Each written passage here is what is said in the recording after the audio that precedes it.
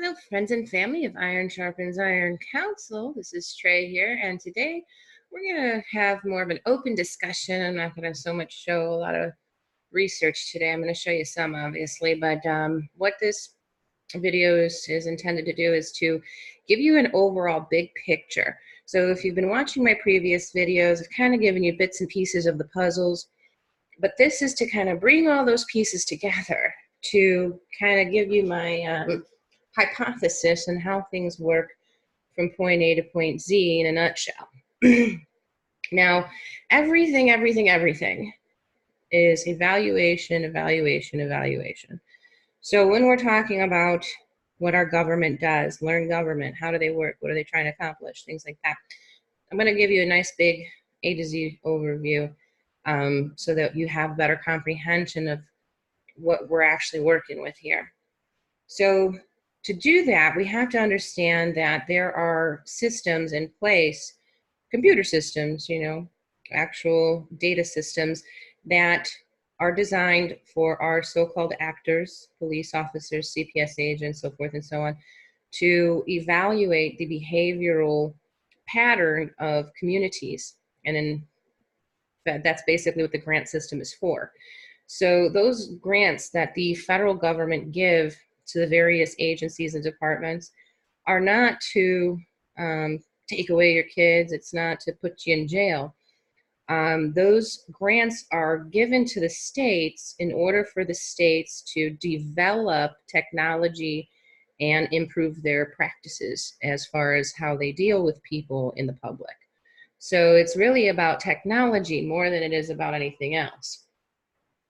So when a state receives a grant, say, to deal with families in abusive situations or neglect situations, whatever you want to call it, the idea behind that is to evaluate the family's social behavioral well-being in order to therapeutically correct said behavior so that they can improve the life of the child and the family.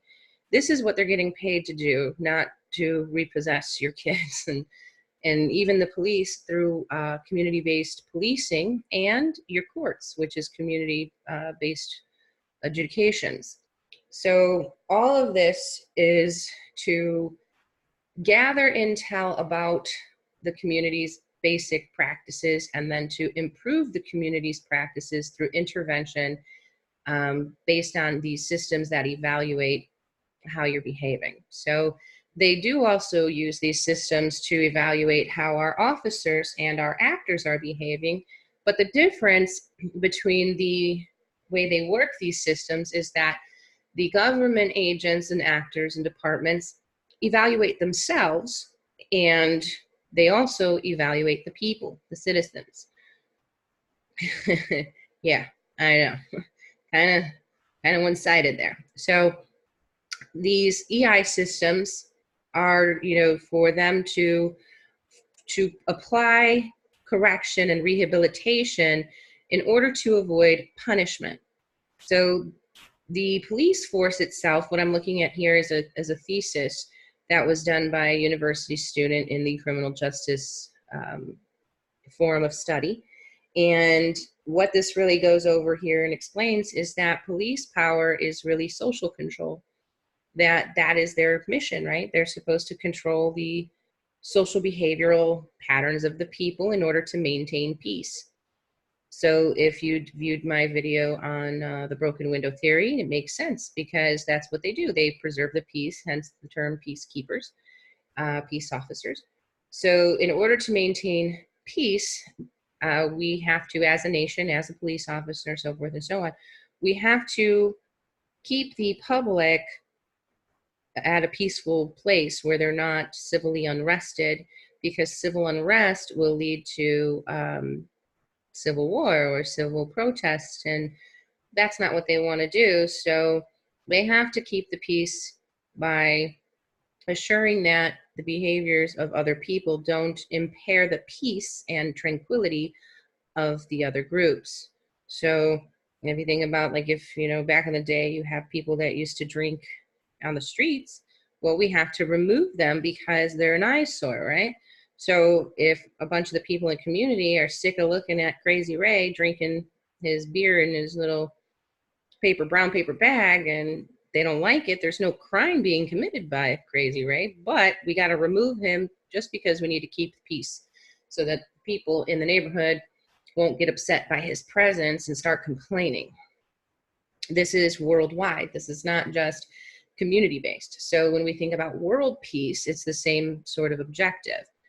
So in order to have world peace, it's a difficult process because you have various different cultural beliefs and religions and things that kind of create hurdles, because as long as we have a difference of opinion in religion, as long as we have a difference of opinion in culture, we can never establish peace based on the fact that we will always disagree, or I may consider something to be socially repugnant, whereas you may consider it to be socially acceptable. So because of the difference of opinion, now what we have here is what's called a controversy. So when these controversies arise, we have to apply evaluation or analytics to the controversy in order to determine a nice middle ground where everyone can agree so that we can maintain the peace and order of things. So this is what your governments are trying to accomplish all the way up to the UN hierarchy. And in order to accomplish those goals, they have to come up with ways to encourage all the different nations to implement these same systems to evaluate their own circumstance. And once they've evaluated their own circumstance, they then have to implement or administrate programs in order to better the lives of the community and to create a peaceful environment in such a social controlled way. So if we think about like Africa is a great example of what we might call a third world country, because there is so much controversy there. And because of that controversy, they believe that it creates inequality. And because of inequality, we have various different groups of people who have a need for basic things like water and food, that they can't get those things because of the sociological civil war that's occurring amongst the people, various different religions, various different beliefs. You know, you might have what we call humanitarianism groups or whatever that don't want to see a group of people without water and food. And then you have another group who believes, well, they're on their own, they're independent, who cares? So we have to implement these humanitarian groups to go in there to analyze or evaluate the situation. And then they have to strategize a way to improve that situation. How can they get food and water to these people? So they'll implement a task force that is missioned with the purpose to do just that. So what they'll do is they'll start creating relationships amongst governments to start brainstorming on ways that they can assure that these people get equality. That's what it means to be equal. And this brings us to economic sustainability, right? So it is a nation's objective and goal to develop its country where everyone is equally stable and that the resources of that nation are preserved for sustainability purposes. But we can only obtain that goal if we can control or change the social behavioral patterns and beliefs of the groups who are resistant to this idea. So we might have the humanitarians who believe these poor people need to get all these basic resources. And then, like I said, then you have the other groups who believe that it's up to them to get their own community developed and not us, right? So this is what they're attempting to do, is to change the minds of those people who believe that equality is not on the table. They believe take care of yourself, figure it out, right? So we want to change those beliefs. Now, if you can understand that, understand in our own nation that we also have certain cultural beliefs that we've been raised up on, which are far different than that of the 50s, you know what they were trying to push back then versus what we have here today. So, one of my pet peeves, honestly, is that our president is saying that we're a Christian nation. Now, I love Christianity, but I'm not sure if this particular ideal is in line with Christian beliefs, because to me that would be passing judgment, in the sense that we're supposed to have religious freedoms, meaning you don't have to be a Christian, meaning that this nation was not built up on the backs of Christians alone. Now, one might argue that our forefathers were Christian. I wasn't there, so I don't know. And given some of the things I've learned, I'm not real certain about that. But if that were the case, and we want to base what we think possibly the forefathers may have had in mind to be something solid in our own belief, and let's just say for argument's sake that they are Christians, I still don't see the practice of indoctrination and by force being a Christian behavior. I could be wrong. Maybe I'm missing something. So if we decided to take into our country all different walks of life, and Christians and, you know, Buddhists and everybody else on the planet, how do we suddenly just change that now and say, okay, well, in order to be in this nation, you have to be a Christian? Is that where we're going with that? Because to me, it's very important to understand your rights, in the sense, not in the sense of, well, they just belong to you, but understand that you forfeit your rights when you attempt to oppress another person's rights. So child support being a great example of that. Mom wants dad to pay because she feels that she has the right to help with support of the child. Some will say it's because the child has the right to maintain a certain lifestyle financially. And that sounds lovely, because in a perfect world, that's how we would want dads to behave, or, you know, non-custodial parents to behave. That's how we prefer.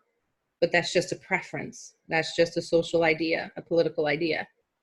Now, mom does not take into consideration that when she would like to oppress dad's right to liberty and freedom, that she is also therefore forfeiting her rights to freedom.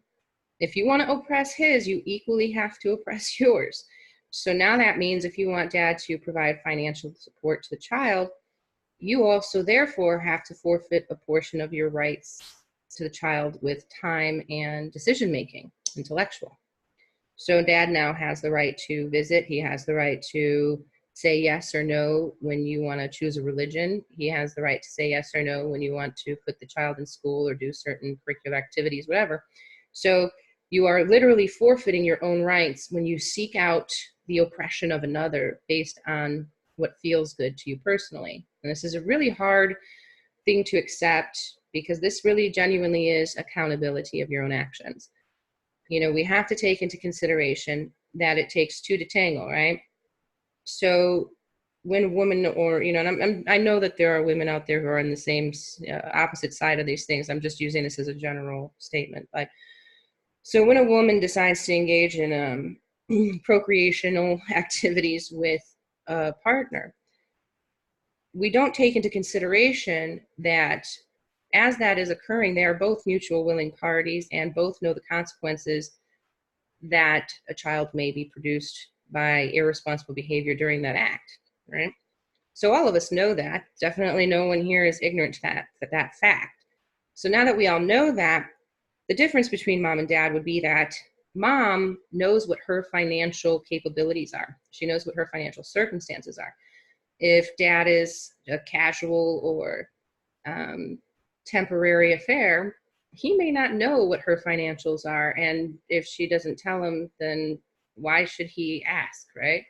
So if he's not aware of her financial circumstance, and no one's talking about this in advance, why is it that mom's kind of left off the hook when it comes to self-accountability? We all know what our financial circumstances are, what we can handle and hold. So if you know this, why are you so angry with him if he doesn't want to partake? He couldn't have possibly known your financial circumstance or what your desires for the future were. You know, there's got to be some self-accountability for that, ladies. And I know girls are going to hate me for saying that, but that's just the way it is. But now that we know that there is some self-accountability in that, do we really want to forfeit our own rights, to let our own rights be paper thin because of an emotional anger issue towards dad for not participating? Is that what's really happening? Or is it really that the child deserves something from dad? You know, what is his real, genuine obligation to the child? I let you guys decide that. I have my own ideas and opinions on it, but I mean, I think it's something that people need to think through more analytically in order to determine if all these controversies being created are worth the fight, or if we might be focused on the wrong people. I don't ever hear moms question the minimum wage. So here we are jumping through hoops, you know, being single moms and all, and now how do we support these kids? How do we get them taken care of? I got to go to work, maybe even 2 jobs. I got to get the kids to school and back, and all those good things that come with single momhood. And all along, mom's running around angry at dad. But never once have I heard a mom say anything about, why am I working for 10 bucks an hour when the cost of living requires me to make 25? Anybody ever question that? I hope, if you haven't, that maybe you might start thinking about it a little bit deeper today. But again, that's up to you to decide how much you want to give up in order to oppress another. Now, if you think about all of those concepts, and like I said, the ultimate goal to change one's social behavior, we have to first identify what the social beliefs and religious beliefs of a nation, country, or community are. And we do so through these EI systems, or evaluation systems. So after we've evaluated all these different people, now we have to say, okay, there's a controversy. What's the controversy and how can we fix it? So imagine this. Imagine you are sitting at a train station and you have direct access to the lever that will switch the train's course to go to a different track. As the train is coming up at like 100 miles an hour, you notice that on one track, 4 children are standing. And on the other track, 1 child is standing. That child is your nephew. Now the train is coming up really fast and these kids aren't going to be able to move off the track in time, so you have to make a choice.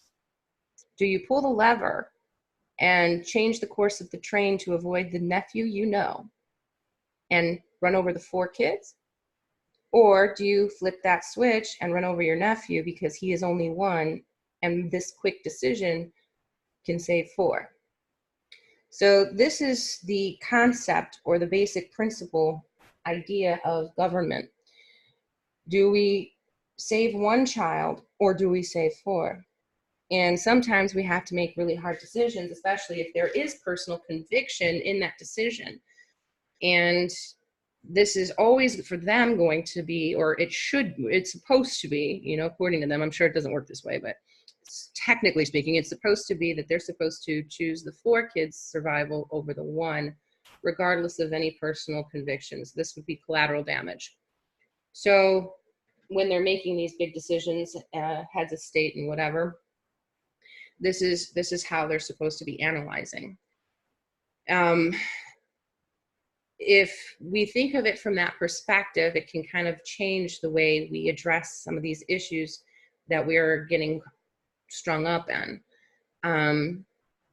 So this, I'm going to put this in the link for you guys to read, and this kind of explains some of these evaluation systems and how they're intended to correct the problem rather than to punish someone. So just quickly here, it says it's been defined that these EI systems have been defined as a tool designed to identify officers whose behavior is problematic and to provide a form of intervention to correct that behavior. EI systems are defined as performance database that permits police managers to identify officers with patterns of problematic conduct and then to provide specially tailored interventions designed to correct those conduct problems. When taking the above into account, it could be said that there are few differences between the two. This is true. However, each go by different names. The reason is that EI systems have come to replace EW systems in name as well as with a modified purpose. Early intervention serves as a euphemism suggesting the modernized conceptualization of these systems and their purpose. This is meant to reorient them from a system of punishment to the more proactive and rehabilitative nature they are meant to take on. Now, although this is referring to the police, this is also applicable to citizens as well, which is why we have the so-called Department of Justice that practices crime prevention and intervention through correctional services. So when you're in the courtroom, you're getting an evaluation to determine if there is a way to prevent your incarceration. Is there some sort of service, therapeutic service we can provide in order to change the way you behave in that particular circumstance? And when we determine that you're not rehabilitatable through the use of these different correctional services, then we are left with no option but to incarcerate you, but to get you to change your ways. Maybe that will instill a little fear, give you a kick in the pants not to do it again. And if that's the case and you do not reoffend, then we can now determine that the use of prisons are effective to prevent repetitive behavioral problems of the people. So this is what the system's designed to do, and this is what the actors are noting in the back end so that they can determine which system eventually will lead to the best practices in preventing crime or preventing the behavior or identifying and intervening in the pattern behaviors of the people that lead to crimes. Sounds good. Could be good, actually. I'm not 100% against it, except that it's one-sided. So all these different actors are incentivized to assure that that evaluation leads to you being decreed as having some sort of social behavioral disability, because if you don't have a social behavioral disability, then they won't get paid. So yeah, I'm not a fan of the way they're running it. But like I said, this is just to give you a general overview, to pull all the pieces together so that you understand what's actually happening. When the police approach you, or a CPS agent approaches you, you notice their behavior is very coercive and threatening. And you may be compelled to sign over your children. You may be compelled to sign that ticket. You may be compelled to allow an arrest. All those different things that might happen. And then you might want to go out and say, well, I was coerced, I was threatened, I was whatever. Let me tell you how paper thin that theory is, because it is important to understand that what we think of as being scary, threatening, coercive is not what they think it is, or I'm sure it's what they think it is, but they've come up with ways to pretend that's not the case. So I was listening to an attorney who had explained what it means to be under threat in a real way that would be considered injurious to the party. And what he explained is that, like, if you wanted to claim that somebody held you against your will, they did so through threat, coercion, and you had no choice or option but to do what they were telling you to do, or you would have been hurt, right? This means you have to prove that the threat existed. And so an example he gave that I thought was really good is that if someone kidnaps you or takes you off the street, puts you in their house, sits you down in a chair and says, if you move your butt off this chair, it has a bomb underneath and it will blow up. And they leave, but the door is wide open and you're sitting in this chair with this bomb sitting underneath you, you believe. And so you don't get up off of the chair to run out the door. Later, it's found out that no bomb ever actually existed. This means that you were never under threat and were always free to leave. So because you were free to leave, we can't say that the perpetrator threatened or coerced you into consent. So by consent, you sat in that chair. By consent, you didn't exercise your right to be free because you were in fear of what the perp had said. But ultimately, because there was no actual bomb, you were always free to leave, and therefore he did not hold you against your will. That's how paper thin it is. Scary, huh? And it is, what he said was affirming to me, because I've read several case laws where it kind of comes down to that. You know, one gentleman ends up consenting to a search because he had 5 or 10 squad cars, whatever it was, all the lights were on, There was a bunch of officers yelling at him, and he felt threatened and scared. Therefore, he went ahead and consented to the search, but only because he felt coerced and intimidated. Well, the court disagreed. They said that he didn't have any reason to be threatened or intimidated simply because of the presence of the police officers being so plentiful. And even though that they were raising their voice, that's not considered to be a threat in nature. So these are kind of some of the ways that they have designed, developed, and improved upon psychological warfare is what I call it, but it is Jedi mind tricks, I guess, at the same time. So this is how they can get you to participate or partake in these research evaluations, because they know that you otherwise would not permit them to invade your mind, your intellectual being, in order to identify what they might believe as being a behavioral problem.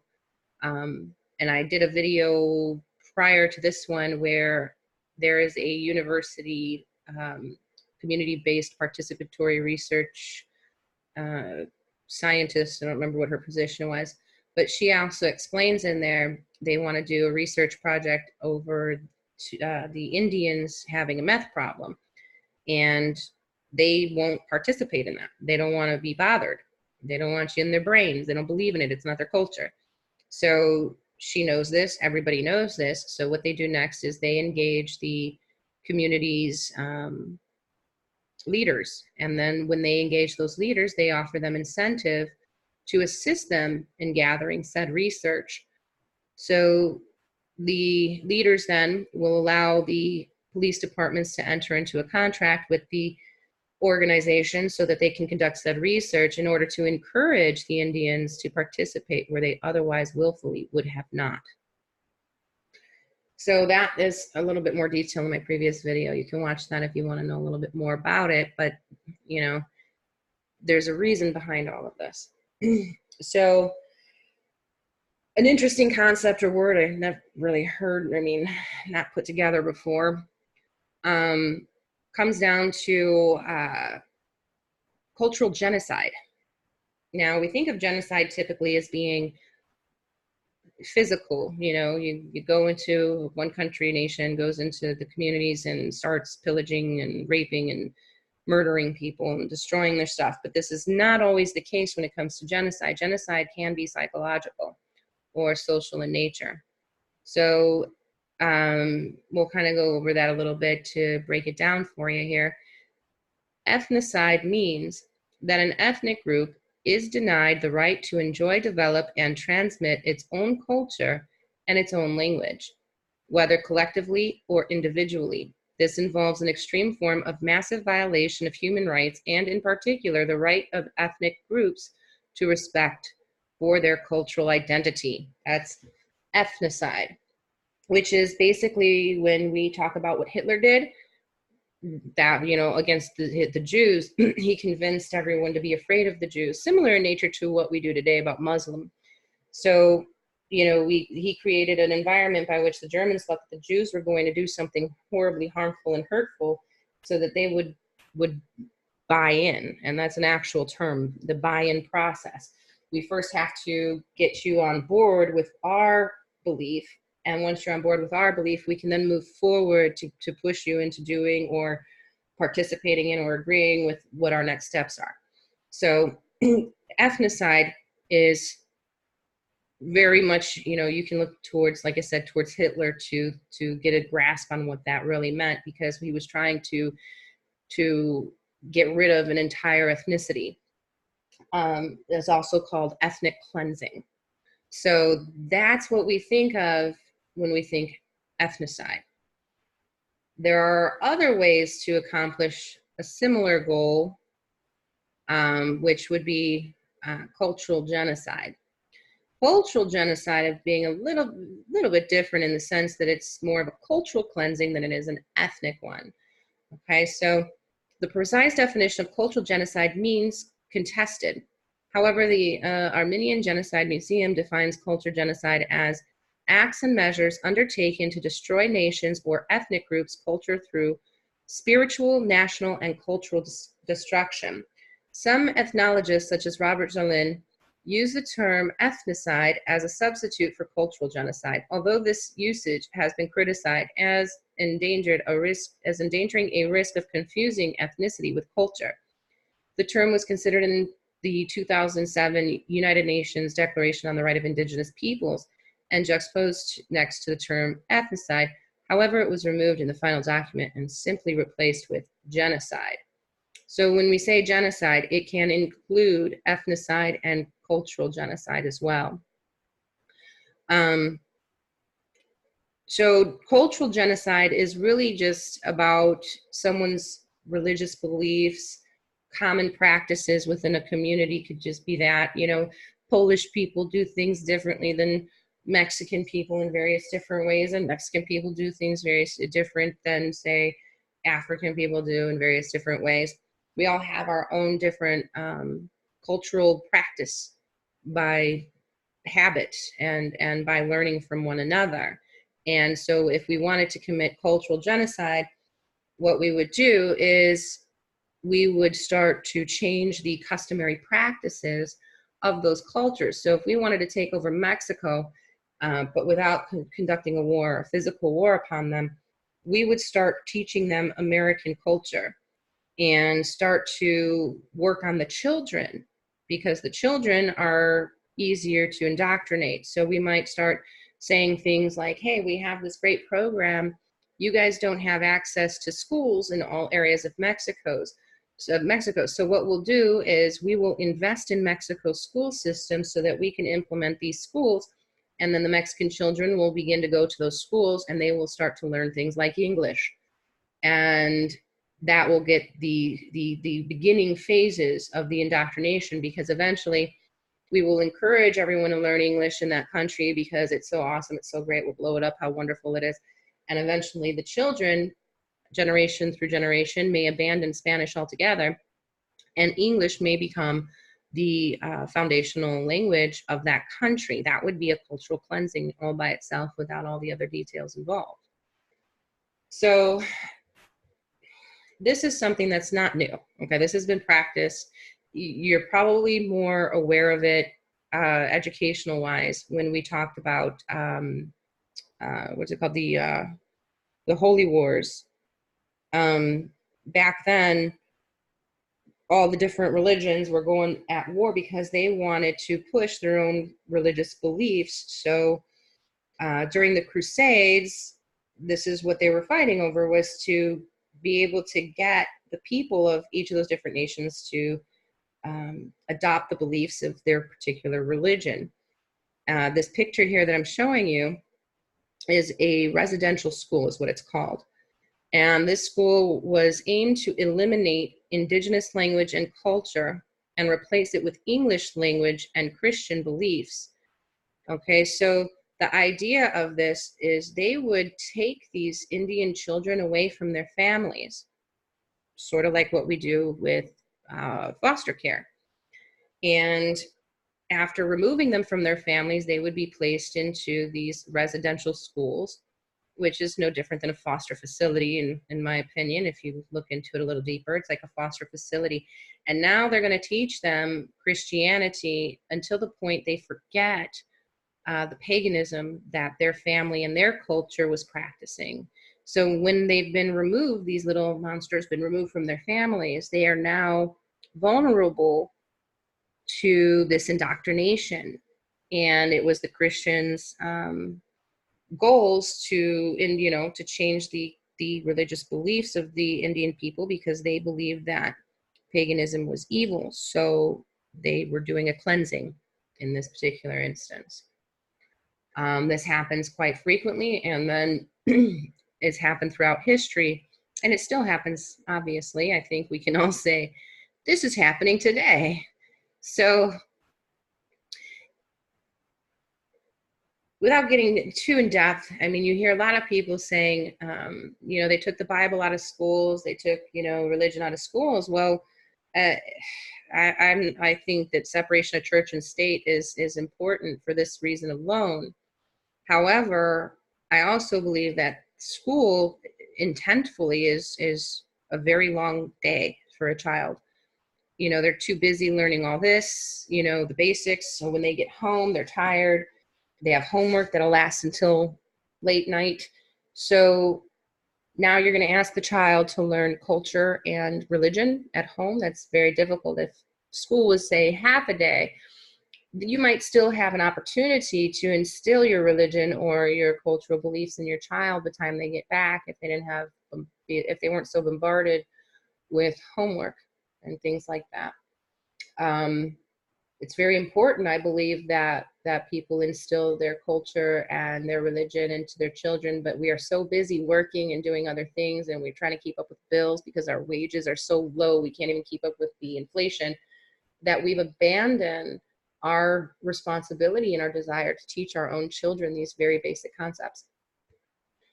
This is here a picture of a jaguar hunter and his son, natives to Chaco Baril. The father continues to wear his traditional clothing of his region, while the son has already adopted Western clothing. It's a very familiar picture, is it not? If you go visit some of our other countries today, such as Mexico, you will see the elderly still wearing traditional Mexican gear, but the children are wearing more Western style clothes. So this is us sort of slowly implanting our culture into Mexican society, because eventually it will lead to cultural imperialism. Cultural imperialism, also called cultural colonialism, compromises the cultural aspects of imperialism. Imperialism here refers to the creation and maintenance of unequal relationships between civilizations, favoring a more powerful civilization. Thus, the cultural imperialism is the practice of promoting and imposing a culture, usually that of a politically powerful nation, over a less powerful society. Sort of sounding like Venezuela there, isn't it? In other words, the cultural hegemony of industrialized or politically and economically influential countries, which determine general cultural values and standards, civilizations through the world. The term is employed especially in the field of history, cultural studies, and post-colonial theory. It is usually used in a pejorative sense, often in conjunction with calls to reject such influence. Cultural imperialism may take various forms, such as an attitude, formal policy, or military action, insofar as it reinforces cultural hegemony. So when we have a powerful nation such as our own, right, that would be the United States, and our president is constantly saying that we are a Christian nation, leads one to believe, are we trying to push that down the throats of the other countries more so than we are trying to help them? Kind of seemingly, it would lead to that. If you haven't, I'm going to give you a Netflix documentary to watch. It's called The Family. If you haven't watched it, you must watch it after this video so that it will drive home what I'm telling you here.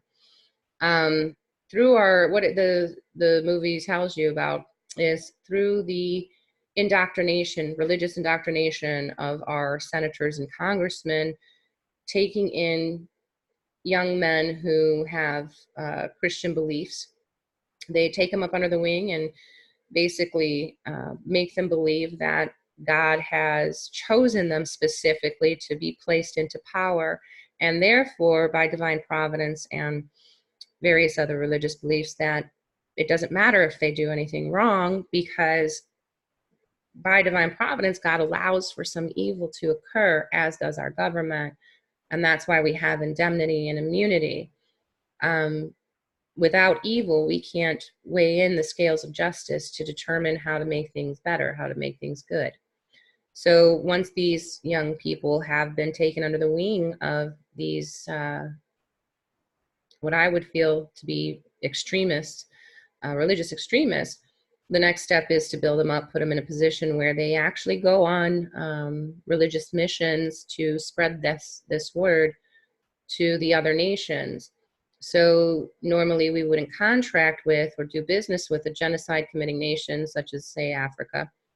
But because it's beneficial for us to get our foot in the door to start instilling our own services and our own spyware because Africa is plush and plentiful with natural resources and minerals and, you know, all those things that haven't been tapped over there yet. So it's in the nation's best interest, if it wants to grow wealth, to find a way to do business with them, regardless of the fact that they commit genocide on their people.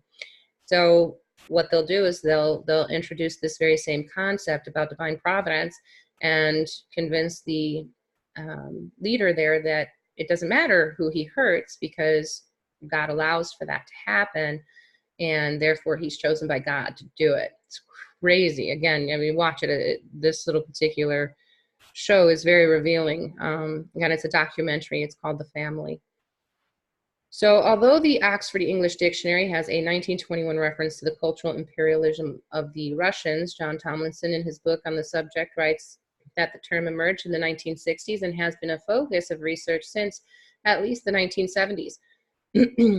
Terms such as media imperialism, structural imperialism, Reconstruction Act, Reorganization Act, cultural dependency and denomination. Dependency. They deem your children to be dependent and neglected. When you can't demonstrate that you have financial responsible behaviors, you become dependent in the sense that now child support enforcement has to babysit you to make sure that you're making those payments timely as you were supposed to do. That's a dependency. And it also is a way of changing culture by forcing that. So cultural dependency and denomination, cultural synchronization, electronic colonialism, ideological imperialism, and economic imperialism have all been used to describe the same basic notion of cultural imperialism. Various academics give various definitions of the term. American media critic Herbert Schiller wrote, the concept of cultural imperialism today, 1975, best describes the sum of the processes by which a society is brought into the modern world system and how its dominating stratum is attracted, pressured, forced, and sometimes bribed into shaping social institutions to correspond to or even promote the values and structures of the dominating center of the system. The public media are the foremost example of operating enterprises that are used in the penetrative process. For penetration on a significant scale, the media themselves must be captured by the dominating penetrating power, aka billionaires, elites, elitists, and all those various different groups we love to talk about so much. So that's philanthropy. So through philanthropy, these people who are the dominating power can penetrate the minds of the others using media in order to change the culture and the belief of the society. This occurs largely through the commercialization of broadcasting. Sound familiar? So he defines electronic colonialism as the dependency relationship established by the importation of communication hardware, foreign product software, along with engineers, technicians, and related information protocols that vicariously establish a set of foreign norms, values, and expectations which, in varying degrees, may alter the domestic cultures and socialization process.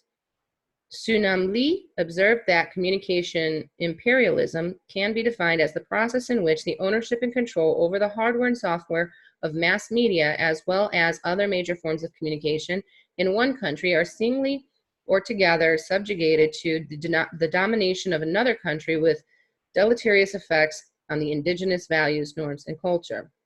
So it's kind of like temptation. I mean, it's real basic stuff.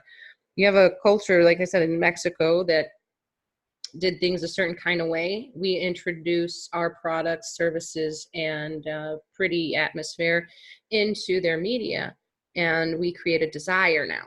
The people are like, hey, how come we don't have all that stuff the Americans have? How come we don't have those fancy roads and the stop signs and stoplights? How come we don't look like Beverly Hills 90210 and the Americans do? And now this will increase their desire to achieve it.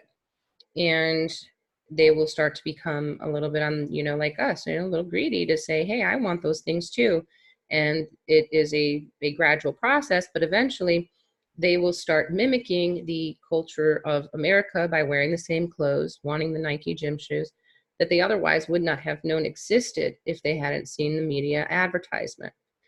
And I think this is a funny thing, because if you'd asked me about 10 or 15 years ago, I would have insisted that the television programs are not going to change my thinking or my mind, and that they don't have an effect on the way we do things. I'm so glad I don't see it that way anymore. But geez, to understand how in depth it is at this point in time is just shocking, and I don't know, a little scary. So anyways, I wanted to give you this very general overview so that you can see why we are where we're at, how it works from, you know, inside and out, and what the intent is. You can go ahead and read these articles. They're right there on Wikipedia. Again, make sure you watch the movie or the documentary on Netflix called The Family, and it will kind of give you an insider view of what I'm talking about here in a way that you're gonna be like, wow. Just again, you know, if you have any questions or concerns, let us know in the comments. If you have an opinion on this kind of, what I guess is now, in my perception, genocide, cultural genocide, let us know what you think. If you got anything else to add, and click the like button if you haven't already. Make sure to sign up here and click the bell if you want notifications. And we'll see you in the next show. Have a great day.